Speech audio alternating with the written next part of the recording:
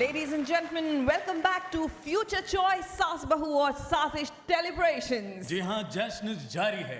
तो चलिए ladies and gentleman शुरुआत करते हैं future choice celebrations achievers award की। हम पहला अचीवर्स अवार्ड देने के लिए मंच पर बुलाना चाहेंगे बॉलीवुड की मोस्ट रोमांटिक जोड़ी, बड़े पर्दे पर जिनका रोमांस देख देख कर कई जनरेशंस ने मोहब्बत करना सीखा।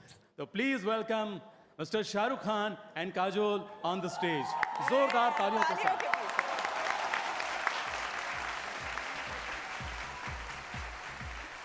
जिन्हें हम सबसे पहले सास बहू और साजिश अचीवर्स अवार्ड देने जा रहे हैं। कौन है वो, आइए आपको दिखाते हैं उसकी एक झलक, एक छोटा सा भी। मैंने एक ही सपना देखा था कि मुझे अभिनेत्री बनना है। तो मैंने राष्ट्रीय नाट्य विद्यालय यानी कि NSD दिल्ली में, जो कि पूरे एशिया का एकमात्र इंस्टीट्यूट है, प्रीमियर इंस्टीट्यूट, वहाँ से प्रशिक्षण लिया, शगुन किया, मैंने जाने क्या बात किया, मैंने 100 दाड़ा सासू ना मेहुल कुमार का शो किया और उसके बाद अभी साथिया में दर्शकों के समक्ष हूँ। यात्रा बहुत सुखद रही और बहुत ही सीखने को मिल रहा है, बहुत कुछ सीखा है। लेडीज एंड जेंटलमैन, इससे पहले कि हम रूपल जी को मंच पर बुलाएं, साथ ही हम बुलाना चाहेंगे chairman and managing director future choice group mister Piyush Kumar Dwivedi को। रूपल जी प्लीज मंच पर आए, स्वागत कीजिए NSD ग्रेजुएट और टेलीविजन की दुनिया में वन टेक आर्टिस्ट के नाम से जाने वाली रूपल पटेल। और अब कौन है हमारा अगला अचीवर, देखिए ये खास वीडियो। 1990 में मैंने पहली सीरियल की थी चाणक्य, जो दूरदर्शन पे आ रही थी। दूसरी एक सीरियल एक महल और सपनों का, जिसने एक अभिनेता के रूप में वो सीरियल ने हमें रखा। उसके बाद में कहता है दिल, स्टार प्लस की एक सीरियल थी बहुत, आज भी मैं जहाँ जाता हूँ वो मेयर साहब के कैरेक्टर से मुझे बुलाते हैं।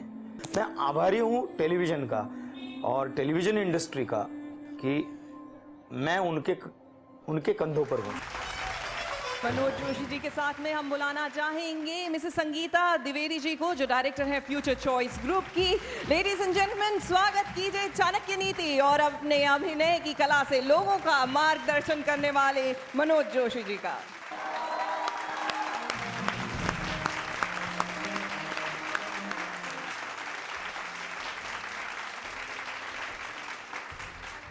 और देखते हैं कि कौन है हमारा अगला अचीवर।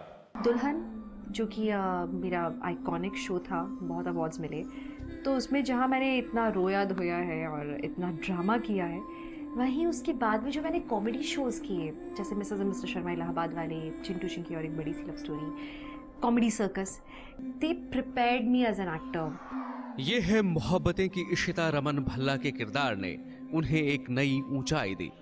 तो मेरी पूरी ऑडियंस ने मेरा हर एक स्टेज देखा है, wheel chair stage, crutches stage, walker stage, limping stage. तो मेरी ऑडियंस मेरे साथ इतनी जुड़ी हुई है कि उन्होंने मेरी निजी जिंदगी को एक्सपीरियंस किया है। तो मैं मंच पे बुलाना चाहूंगी दिव्यांगा को। वैसे काजोल और शाहरुख आपको बता दें कि भोपाल की ये लड़की सिर्फ अखियों से गोली नहीं मारती, she is actually a mountaineer और राइफल शूटिंग में गोल्ड मेडलिस्ट भी रह चुकी है। और अब बारी है हमारे अगले अचीवर की। आइए देख लेते हैं कि कौन है वो अगला अचीवर। कोलकाता से मुंबई आने के बाद इन्होंने एडवर्टाइजिंग, मार्केटिंग और फिर सोनी टीवी के लिए प्रोग्रामिंग में काम किया। इन्होंने स्वास्तिक प्रोडक्शंस की नींव डाली।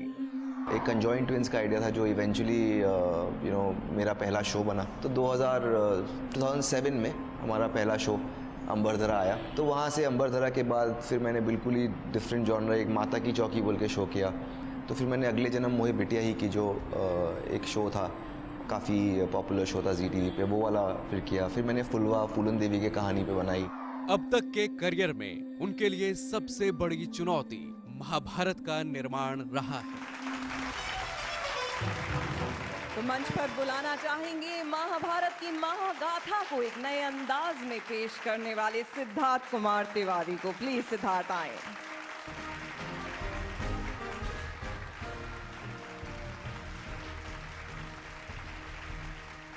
चलिए देख लेते हैं कि कौन है हमारा अगला अचीवर। डालते हैं उनके सफर पर एक नजर। मेरे एक्टर बनने का सवाल है, मैंने ऑनेस्टली कभी नहीं सोचा था कि मैं एक्टर बनूंगी। मेरे पापा ने सबको कन्विंस करके मुझे बाहर पढ़ने दिया। अगर मैं वहाँ से बाहर नहीं निकलती तो शायद मुझे ये ऑडिशन के बारे में नहीं पता चलता।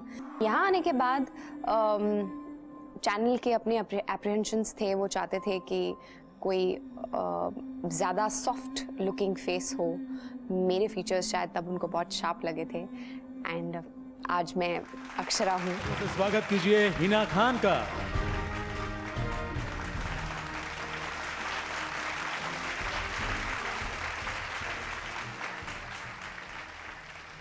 और अब बारी है हमारे अगले अचीवर की। आइए देख लेते हैं कि कौन है वो अगला अचीवर। मेरा सबसे पहला शो था राजा की आएगी बारात, या अब जो चल रहे हैं शो साथ निभाना साथिया, ससुराल सिमर।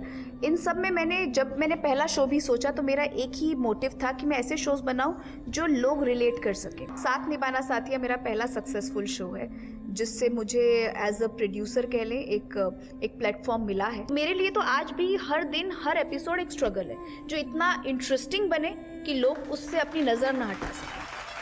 टेलीविजन की टीआरपी क्वीन है ये, जो जिस सीरियल को हाथ लगाती हैं वो टीआरपी की रेस में आगे ही आगे बढ़ता जाता है। जोरदार तालियों से स्वागत कीजिए रश्मि शर्मा का।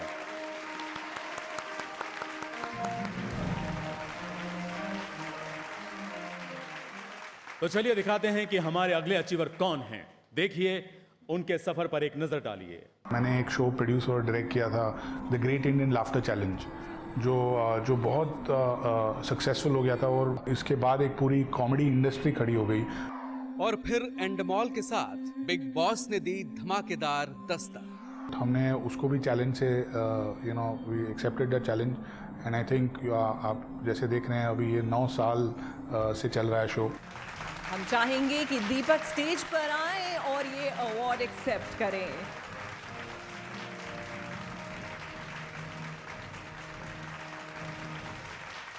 और आइए अब नजर डालते हैं कि अचीवर्स की लिस्ट में अगला नाम किसका है।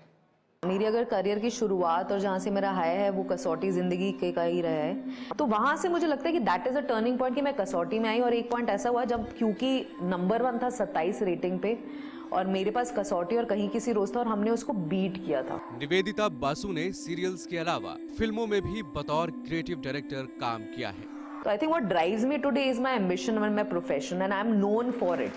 निवेदिता बासु, हमें अफसोस है कि उनकी तबीयत नासाज होने के कारण वो यहाँ पर नहीं आई हैं, लेकिन उनके बिहाफ में मैं दिव्यंका त्रिपाठी को गुजारिश करूंगा कि वो आए मंच पर और उनका अवार्ड स्वीकार करें।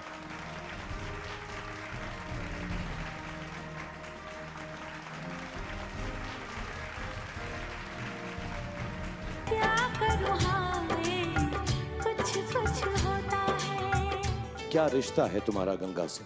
अगर गंगा की हिफाजत करना प्यार है तो है। क्या ये मेरा पहला प्यार है सजना? 15 साल 4 महीने 10 दिन। तुझे देखा तो ये जाना सनम, हो गया है तुझको तो प्यार सजना।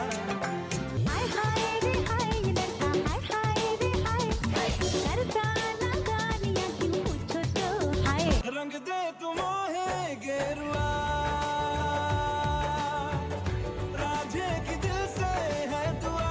बंद फ्लोर। मनमा इमोशन जागे रे, मनमा इमोशन जागे, मनमा इमोशन जागे।